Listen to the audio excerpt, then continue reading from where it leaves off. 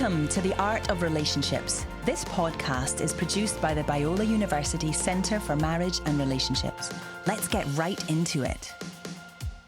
Well, welcome to another Art of Relationships podcast. Thank you guys for listening and finding this. I'm sure you found it on Spotify, cmr.biola.edu, wherever you found it. But we're glad you did, because today, Alisa, we're going to talk about a topic especially relevant for those that are in dating relationships. And we get this question a lot in dating relationships, and that is about boundaries, right? Should they and what kind of boundaries should they have emotionally, physically, spiritually? And then what practical steps can someone take if they've either exceeded those boundaries or they're about to start dating and they want to get ahead of this? What are some practical things they can do? But these are great questions. And it starts with things like this, Lisa. Someone, has asked us and written in and said, all right, it's awkward when we're first starting to date to talk about boundaries. And it was like a question, like, it's kind of awkward, right? How do we do that? And how do I bring this up ahead of time so it's not awkward? And I think what's interesting, Lisa, is we had this conversation while we were dating, and it was awkward for you, and you're the one that had to bring it up. That's right. In fact, because Chris and I dated long distance the whole time from the day we met until the day we got married. He was in Colorado, I was in Texas. And so when you would come and visit on weekends, our time together was pretty intense. And it was interesting because we met in April, and by October, you still hadn't kissed me. And I was wondering, what the heck is going on? Because, my mom was saying, did he kiss you yet? My sister was saying, did he kiss you yet? My best friend is saying, did he kiss you yet? And I'm like, no. Neighbors watching us out in the front are wondering.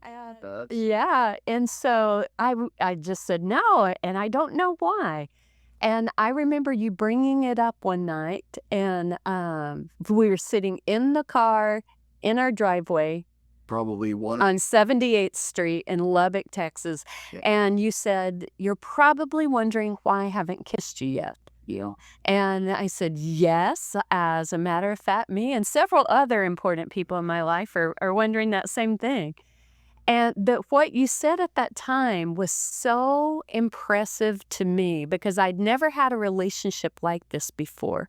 And I remember you saying, I've really made a commitment with the Lord that the next time I say I kiss a girl is the day I'm able to say, I love you, will you marry me? And I think you could have picked my jaw up off the floor. It's like I dreamed about guys like you, but I had never met a guy like you before. And I think because of that, I felt so protected. I felt so special. And it made me feel like you were so serious about me and wanting to protect me and what we had that you didn't want to do anything to ruin that. And so that was our de facto, at least a physical boundary that we had. Yeah, I think it was the physical boundary, at least, that set up, the other boundary, and the other boundaries. And now I think, Lisa, you telling that story helps set up how we're going to answer some of these questions. Yeah. Knowing full well that is not something to be universally applied for everyone, right? We have to be in a situation where, we did see each other for long extended periods of time, but that was only over 3-4 days. Yeah, living in different states, the majority of our time made that a little bit easier. Not completely easy. No, because it was easier. Yeah, it was easier. And relatively speaking, we weren't 17 and 18, we were, I don't know, I was 50, 60. We were still young, though. I was like 21 and you were 24, 25? 24, something, whatever.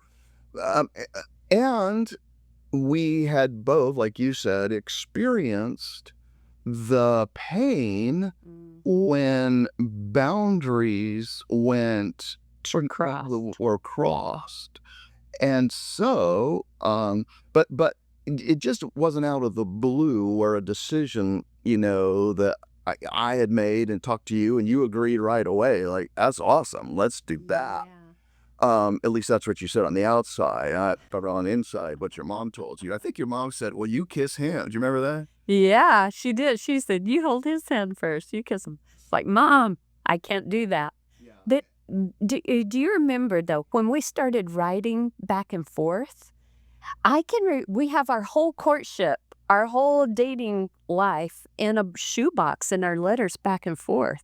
Yeah, And today they call it an iPhone. It would be rare. They're yeah, we didn't have email or whatever, but we had we have every card, every letter in chronological order saved in that shoebox, and it's so precious. But I can just go back to that moment in time when we were first getting to know each other and dating as much as you can, being, however, hundreds of miles away from each other. But I remember getting every card and every letter that you would send me.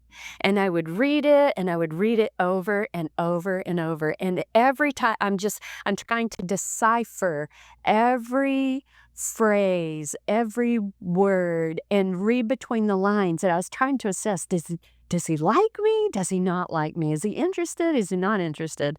And, does he like me as much as I like him? And what I think, looking back on that, well, now I can sit down and read those letters and I'm like, oh my gosh, it's so obvious. You were so in love with me. You were in love with me. But I had questions about that. And I also know that I think what I was doing is I was putting in place some pretty strong emotional boundaries because I had been hurt in the past and I didn't want to be hurt again. And I didn't want to let it get ahead of me and let my heart get too far out there. And so I put up some pretty strong emotional boundaries, which I think were really healthy. Yeah, and if you're familiar with your stereotype of Texas, a boundary is usually an electric fence or barbed wire. And so, Barbed wire, yeah, as we call it, barbed wire. I'd step in and, and whoop, okay, I'm not going to do that again. Just easy. You had this, appropriate boundaries, and we set up emotional ones. Yeah. We talked about physical. We talked about spiritual, right? And deep. So again, our situation is unique. Some of you are probably finding yourself, in a place where you're dating for a long time. You have a boundary, but for many couples, those start to fade a little bit. We cross them just a little bit. And I think even some couples, Chris, they don't have some strong boundaries in place from the beginning. And so even from just right out the gate, they are going from like 0 to 100 a lot faster than they should. Okay, so let's break those down. Yeah. The ones that are in both of those situations or somewhere in between. Yeah. Let's break them down.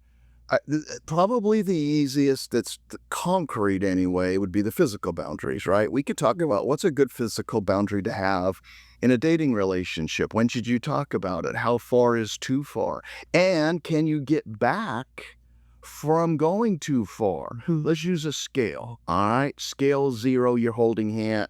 Okay, let's do 0. You're not even touching. You've never touched them. No physical touch whatsoever, all right? That's pretty rare. 1, you start holding hands. 2, you're hugging and starting to kiss. All the way to 10, you're sleeping together. Yeah. Okay, so let's use that scale. Okay. In my mind, that scale is a good gauge of, all right, well, where am I comfortable with, right? No lying down. We keep our clothes on at all times. No touching underneath the clothes. Or on top. Whatever, or on top of the clothes. And those boundaries, you probably need to decide now before, even if you're in a relationship, what are you both comfortable with?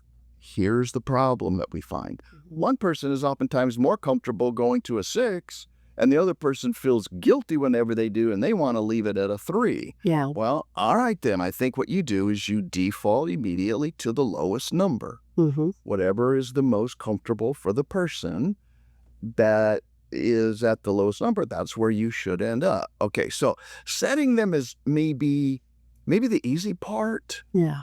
Would you agree? I mean, you sit down. How do you set them? Well, you go before the Lord. You talk about it. You how much do you want to have this boundary haunt you in the future? So if you say, oh, I'm comfortable with the 7 or 8, and then you think, all right, this person I may not marry, what about my future spouse? Will they be comfortable that I went with the 7 or 8? Would I be comfortable? Telling them. But yeah, there's somebody out there in the world that knows about me in a sexual way, physical way, and am I comfortable with that? So Yeah.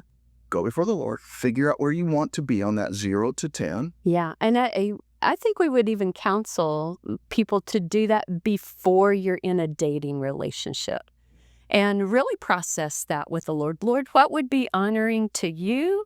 What would be honoring to my future boyfriend or girlfriend, my future spouse? And what would be honoring to me? And really sitting with the Lord in that, and maybe actually even putting it to pen and paper. Because when you write it down, it's much more concrete. And then you get together with a friend and maybe hold each other accountable to that. And so I think that's some of the groundwork that we miss laying, that too many couples miss laying before they're ever even in a relationship. Yeah, and so remember the zeros as far as what in the past, in our recent past, a lot of people called, purity, what rings, or you make this decision to have no contact whatsoever until the day you're married. It's probably a little bit extreme for us, right? Even though we did something similar, we held hands and hugged. However, I think there could be just as likelihood of not setting a boundary as setting a boundary that is, well, I will never, until the day, we're married, I won't kiss this person, and we have to be careful of that. The purity culture kind of had some issues with it. Yeah. But Well, probably because it set up some unrealistic expectations that once we get married and once we're allowed, it's just going to be wonderful. And it's all going to work out and all working it so naturally in our sexual relationship. And that's just not always the case. And so it kind of sets up some unrealistic expectations when we go into it with that mindset. yeah, so let's go down that rabbit hole. You can find out some other great information on that. Let's though, Lisa, use the friends and the family members when we were young and when we were dating and getting engaged and married, but then also what we're seeing in today's culture. Let me ask you these practical questions. First of all, let's assume you've now gone to the Lord and you're setting this up. Where would you go to get some advice? Well, you're listening to a podcast right now, and we're going to tell you, we think, I'll just take my first stance, I don't think you should go farther than a 3. And what is that practically? What is a 3? To me, if you are holding hands, hugging, and kissing in a way that doesn't arouse the other person or yourself in a deep sexual way.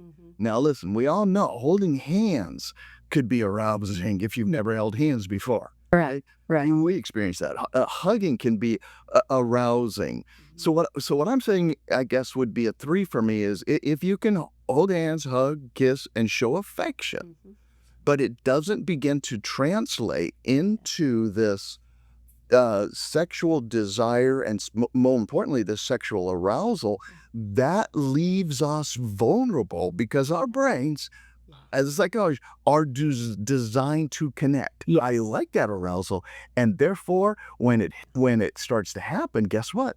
I want more, and more doesn't mean holding hands longer. It means doing something more than holding hands. When I kiss you, kissing is great, but it arouses at first. It's really cool, and my brain fits all of these definitions of close to being addicted to that, right? Because that's how God. Oh, go ahead. I'll go with, well, I was going to say, you're right. That's how God created it. I mean, really, it's a process of what God created to be foreplay, right? That prepares your body to engage in that sexual union.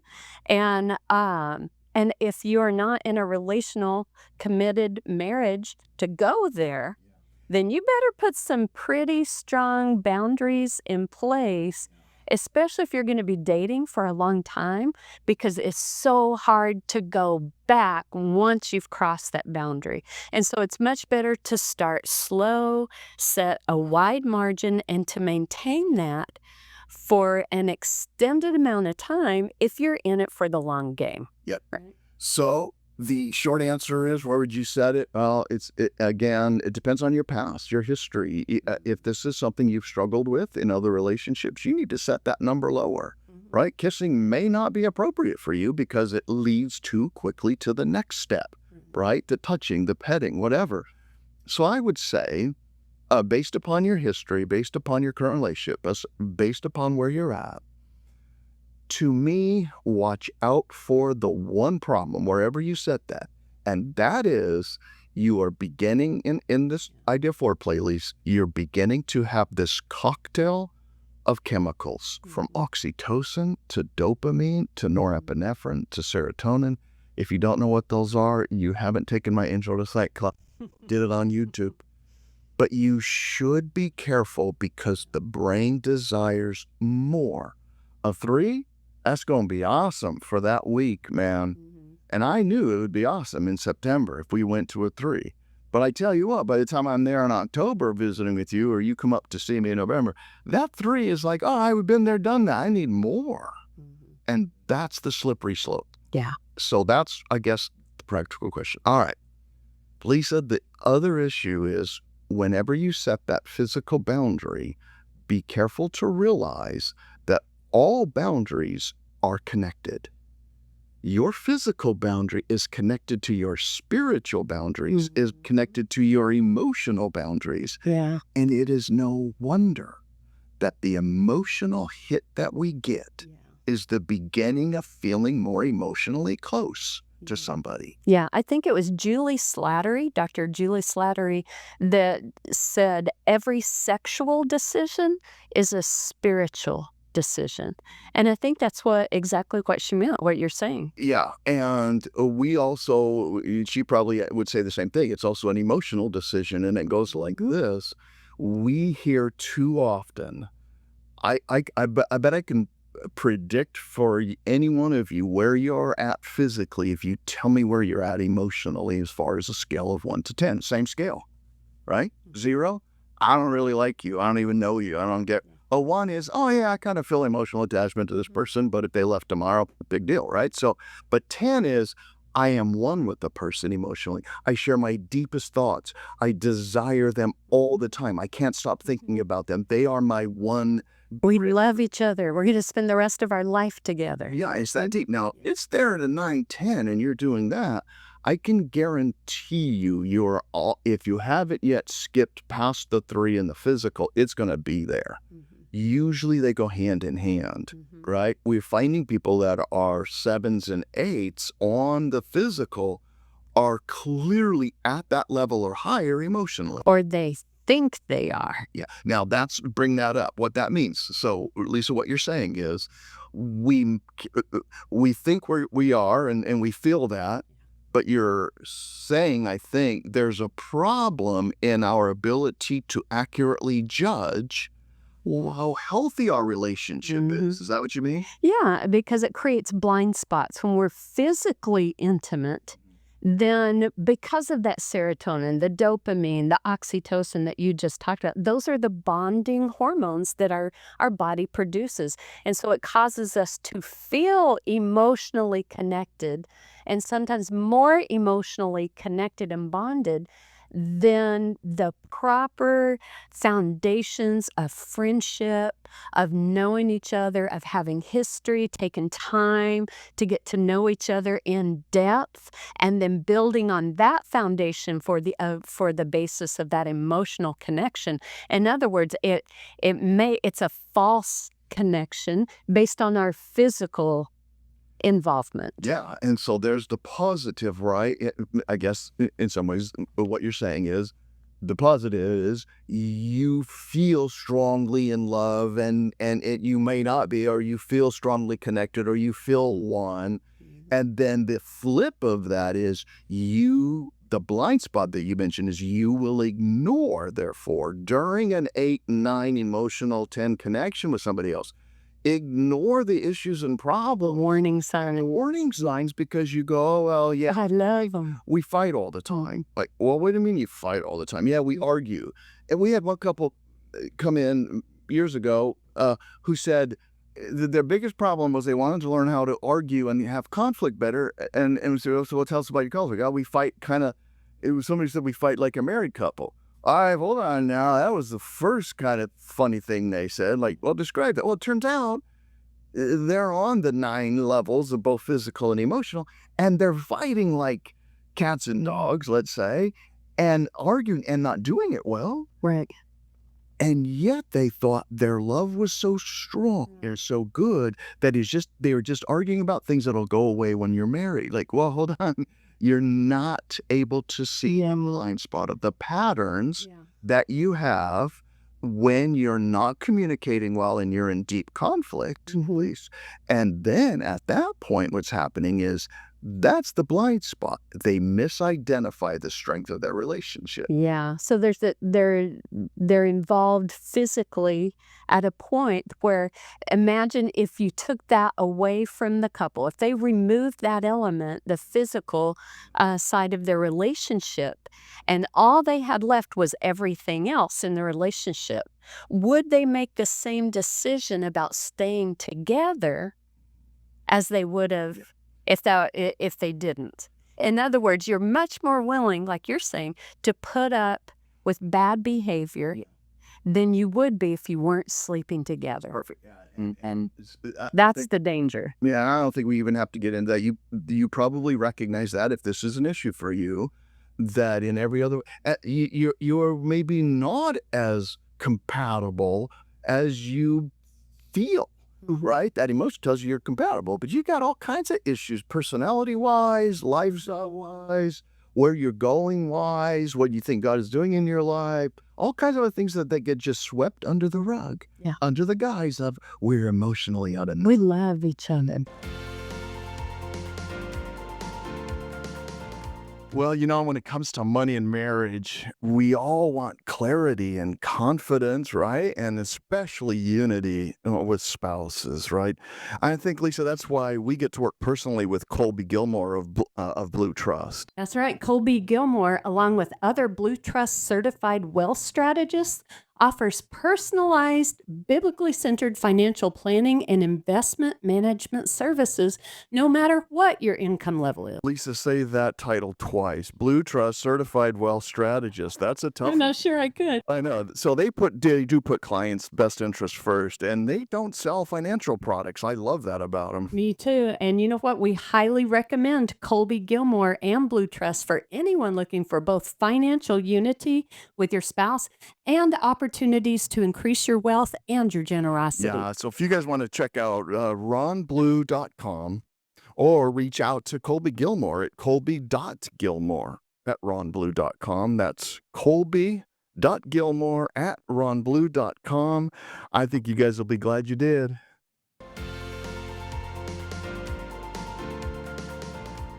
Okay, Lee, so what would be good emotional boundaries? I'll start with one. I think if you find that the other person you're with is the only person that knows you, your soul and your heart, and you're sharing that with them and them exclusively, I believe if you're in a dating relationship, not yet engaged, and that is part of your emotional connection is we're just becoming meshed together, and so I can trust them with everything, all my weaknesses, all my strengths, all my hopes, all my dreams, all my prayers, and they're the only one. I think right there you're probably dealing with a boundary that's been crossed. So are you saying too much emotional vulnerability too soon? I think too much emotional vulnerability, too much deep sharing that should be reserved. For example, between you and a mentor, or you and a girlfriend or a boyfriend that you kind of talk with, boyfriend, you and a guy friend that you're like, I don't really share this with anybody else. My hope and my dreams, but all my pains and sorrows, I think that's it, at least. It's harder to quantify than the physical. Yeah. But there is something about being too emotionally vulnerable with the other person. And then one sign of it might be if you're just called, oh, they're just such a great listener. They're always encouraging. Where's your heart? How do you feel about this? What's going on in your heart? Tell me everything. And the other person, that could be intoxicating, right? To find somebody that wants to listen to their heart and share these deep vulnerabilities and still accept them. That's going probably too far too soon. You build that gradually. If you've been dating 3-4 years, there's probably a lot more emotional, intimacy than there would be. Even a year. 2 months. Yeah. Is exactly. So what I hear you saying, Chris, is maybe time is your friend. You want to, in the early stages of your relationship, you want to pace yourself, and you want to really work on building a foundation of commitment and trust in order to know that the other person, that they are trustworthy of and worthy of you being that vulnerable and sharing the most intimate. And there's no way to build that fast track that building of that commitment and trust foundation in a month or 2. I mean, you just haven't spent enough time together. You need to see each other in different situations, different circumstances, different stages of life, to see how they cope with it, how they process disappointment, how they interact with family, do they keep confidences? Are they a gossiper? You just want to see these things, and that takes time. And so you want to give that relationship, what we're talking about, the gift of time, to spend some time in the shallow end of the pool, swimming around, enjoying dating, getting to know them before you go into the deep end, because you don't know yet if you can trust them, because there's really no commitment yet, or at least there shouldn't be within, those it takes a while. Commitment. It's a contract that you're waiting to see if this person is living up to the contract. If not, you get out. That's right. Which it should be in dating. Dating is contractual. It's a great time that you're getting to know each other, and that you are making an assessment. Is this a good match? Is this a person of character? Do we have the same shared core values? Are we going the same direction in life? And that just takes time. It does. All right, let's wrap this up with the last one, that spiritual boundaries. I'm going to be honest with you. This is a really hard one to draw the line between emotional. It's easy with physical, but emotional and spiritual boundaries. If your soul, if you as a person are a child of God, you walk with Him, you love Him, you call Jesus your Savior, then your emotional boundaries are going to be tied up a lot with your spiritual boundary, right? It's sharing your heart. I think the only distinction would be what I share with God in my moments of quiet solitude with Him are things that are between me and God, and of course, now you. I will talk to you. In fact, I think it was last night, I told you, gosh, Lisa, I think this is what God is telling me about something, and I've been processing it. And you're like, wow, how did you, and you. How do you feel about that? Yeah. Okay. So, yeah.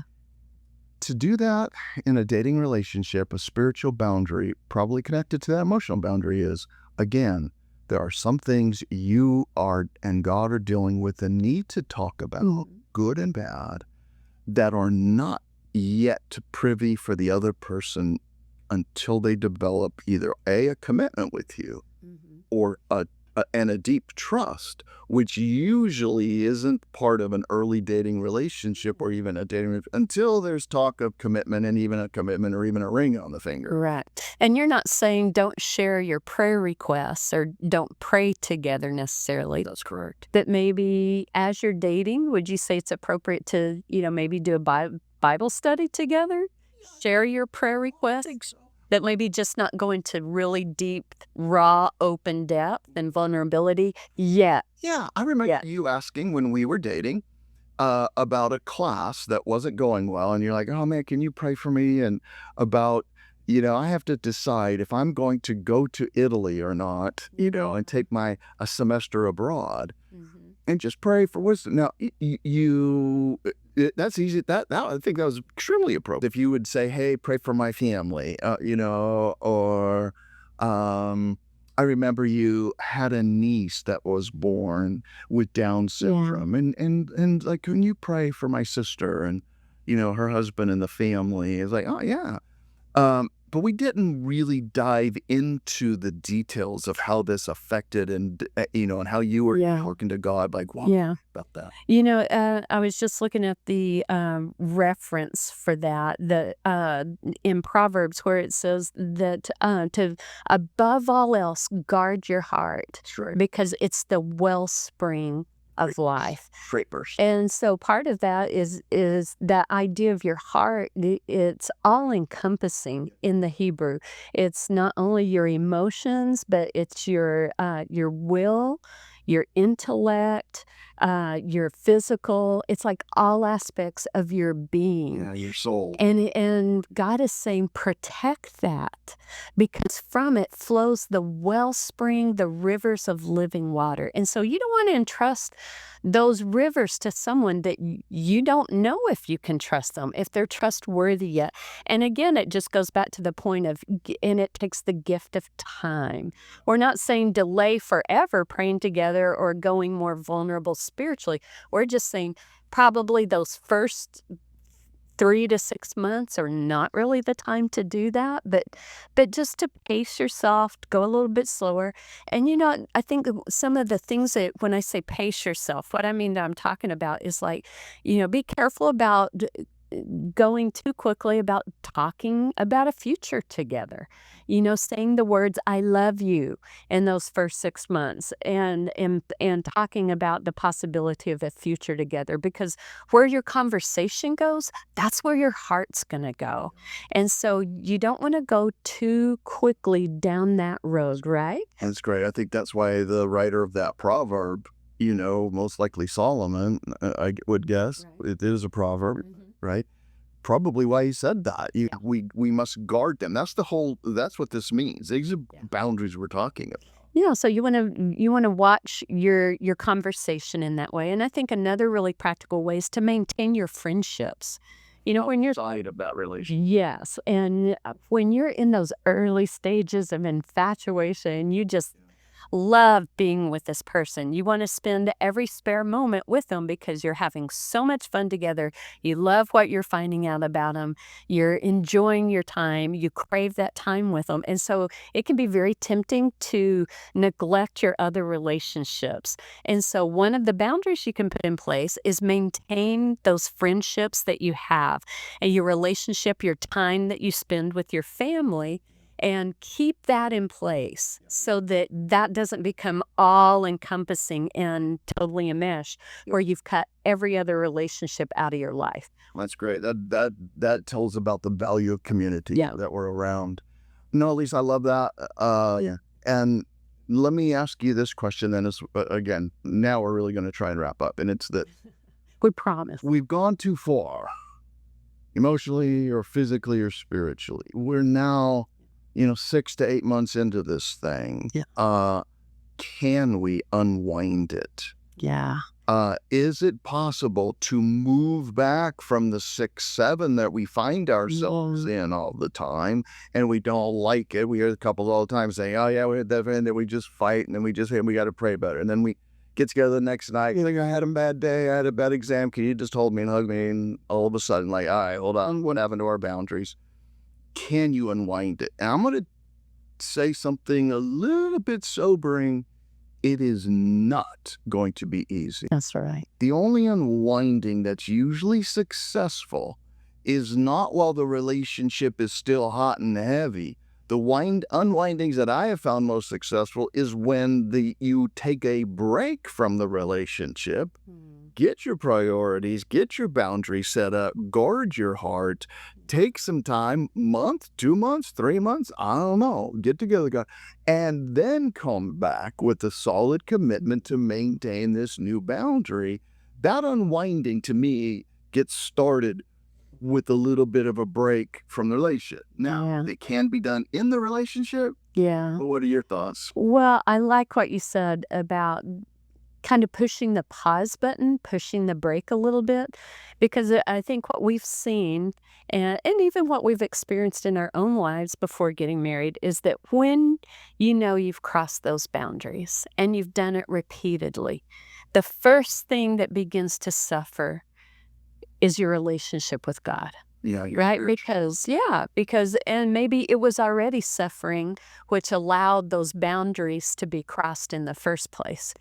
But usually what we would recommend is during that break, maybe going back and getting some good time with a mentor, with a spiritual director, and saying, what's going on in my heart? What's going on in my heart that I am really willing to disobey what I know the Lord is saying. And sometimes I feel guilty about it. Sometimes I don't. And so that's telling me it's a heart issue going on with the Lord that I really need to go back and say, Lord, what's going on here? Because we've got to fix this, you and I, before we can fix this. And it's like it's a vertical relationship before the horizontal, because it's going to be so hard in your own strength to fix this, and really almost impossible apart from a wholehearted dedication to your relationship and walking with Jesus, and getting that in place in a way that, and for a period of time before you can really come back to re-engage and move that ball back, and then put some really firm boundaries about, okay, we're not going to be in your apartment or your home or wherever we are where those boundaries are getting crossed. We're not going to be alone in the car. We're not going to be For us, it was Walmart. It was just horrible. Aisle A in Walmart was our weakness. That, like, for us, seriously, was staying up late. We knew that past 11 o'clock, we got tired. And when we were tired, we were much more vulnerable to that temptation. And so we just said, okay, 11 o'clock. Nothing good was happening after 11 o'clock. And so that was one of those boundaries. Yeah. And so what else would you say? So starting with your own relationship with the Lord and keeping or moving that ball back from the 2-yard line. How do we go back to the 50? No, I think you said it right, and I love that. I would. That's what I would do. In a now a final point before we end. This is the third. The third final point. And it's this: we serve a God. Yeah. Who is a redeeming, a God who seeks us out, who has called us as child, even though we are sinners, and even though we mess up. God has a redemptive plan for us. Yes. And if you find yourself that you've messed this up, do not let the enemy use this guilt against you, that you are wrong, you're bad, and maybe even your relationship is doomed. There is hope. There is a way to overcome this. You keep fighting, and when you mess up, you get back up and you redo the commitment to God and you keep going. So God is a God of hope. Yeah. God is a God of redemption. And this regeneration that we can feel, this new life is promised to us right now. Yeah. And so don't be overly discouraged. Take note, take warning. Yeah. Replay this podcast if you have to. Yeah. but recognize that if you found yourself trying to move back and you keep messing up, don't give up. It's worth it. Keep fighting. He is a God, he's a redeeming God of hope that is encouraging, and even when we mess up, we can get back. And I love that aspect of, hey, we messed up. That means we're doomed forever. Well, hold on here now. Let's put some perspective on that. I think if there was one verse that I would encourage dating couples to memorize and to pray and to ask the Lord to keep it in the forefront of your mind when you're together is this passage from Romans 12:10. Because what Paul is doing here is causing us to remember that above all, first and foremost, we are children of God. You are my brother in Christ. I am your sister in Christ before you're my boyfriend, before I'm your girlfriend, before you're my husband, before I'm your wife. And the patterns that we're setting in dating, we're bringing into marriage in terms of really remembering that before you're my husband, you're my brother in Christ. In Romans 12:10, Paul is saying this. He's saying, be devoted to one another in brotherly love. Honor one another above yourself. And so that really starts with asking God to purify your heart, to purify your thoughts, your actions, your approach, and to keep you really from doing anything that would dishonor Him and that would dishonor my boyfriend or my girlfriend and that would bring dishonor on myself. But Lord, help me to honor them above all. And when I mess up, help me to recognize the way you see me, not as broken, but as a child, forgiven through Jesus, and you provide a path forward. Lead me in the everlasting way, Psalm 139. I may need to get mentors. I may need to go get people around me. I may need to get friends praying for me. I may need to take a break. We may need to stop where we're going when this is happening. We may need to start instituting and keeping these things going. But I serve a God that ultimately gives me the strength and the power to accomplish this. Yes.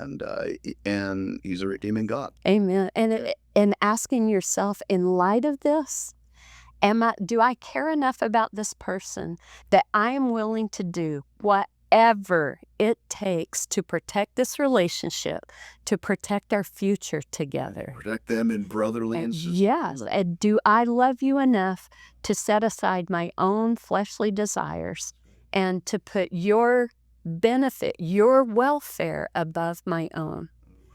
And so, love it. Yeah, there you go. That's straight out of Philippians 2:3-4 right there, right? Yeah. And so, if you want to spend a little bit more time in really kind of delving into these emotional boundaries, I actually have a blog on our website. It's called Too Much, Too Soon, about setting emotional boundaries in dating. So you can check that out at our website at cmr.biola.edu. And we'd really encourage you to share this podcast with a friend. Maybe you're a parent and you have kids that are dating. Maybe you have some friends that are dating that you're kind of worried about them, or you're concerned, or if it's you and you're dating and you want to just kind of do some introspection with the Lord about this particular area. Or maybe you're in a new relationship and say, hey, I've got this podcast I would like us to listen to. And then let's talk about how we want to put some boundaries in place for this relationship in order to protect it. And so it can be really, really great. Yeah, share it with your friends, especially your rich friends, since we're donation-based and if you have wealthy friends, you're like, amen, you got to go listen to this. And, by the way, help them. Send them Zelle, Venmo, it doesn't matter. Hey, there you go. It's good to talk about this, Lisa. Yeah, what a great topic. Let's revisit this again in the future. Yeah. I don't think we've even barely scratched the surface. Yeah, no. To hopefully get people started on thinking about and praying about these things. Yeah, so thanks for joining us on another episode of The Art of Relationships, and we'll see you next time. Bye. We're very glad you joined us for today's podcast. For more resources on marriage and healthy relationships, please visit our website at cmr.biola.edu. We'll see you next time on The Art of Relationships.